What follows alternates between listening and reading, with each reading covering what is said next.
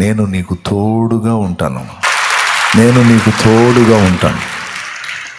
కూర్చున్నటువంటి మనందరము రకరకాల పరిస్థితుల్లో, రకరకాల ఇబ్బందుల్లో, రకరకాల శోధనల్లో ఉండవచ్చు.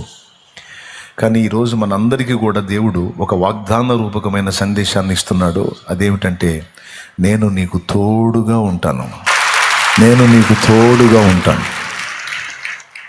నీ సంచారాల్లో, నీ జీవన ప్రయాణంలో నేను నీతో ఉంటాను. నేను నిన్ను ఆశీర్వదిస్తాను, నీకు పుట్టిన వారిని ఆశీర్వదిస్తాను. నేను నీకు స్వతంత్రింపజేయాలనుకున్నవన్నీ స్వతంత్రింపజేస్తాను. ఎందుకంటే విశ్వాసమును బట్టి నీవు నా సంతానం, నీవు నా సంతానం.